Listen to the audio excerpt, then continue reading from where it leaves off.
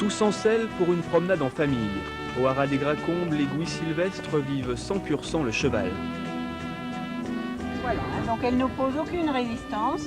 Et si je passe de l'autre côté, c'est exactement la même chose. En tête, il y a Annie, 44 ans et presque autant d'années passées entre étrier et licol. J'ai vécu une grande partie de ma vie avec les chevaux. Je n'avais jamais fait d'élevage jusqu'à il y a quelques années. J'étais plus dans la promenade et maréchalerie, donc. La passion d'une vie. Le cheval va me suivre, j'ai juste à mettre un petit contact et elle va me suivre comme un petit chien.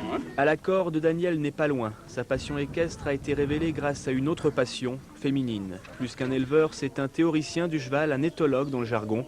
Les mœurs de l'animal, il les étudie, il s'adapte pour mieux se fondre dans la masse. Le cheval, à l'état naturel, son premier langage est un langage corporel. Il y a toute une hiérarchie, un certain nombre de gestuels au niveau de ses oreilles, de sa tête, de son corps, etc. Et dès qu'on parle déjà mieux son langage, le cheval est mis en confiance parce que c'est comme si on devenait un petit peu un congénère à lui-même.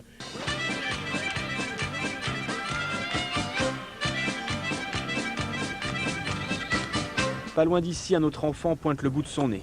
Voilà Joanne. Donc là, je fais le pansage. Et donc je le fais avec un bouchon. Il y a plusieurs brosses. C'est une histoire de famille en tout cas, le cheval. Ouais.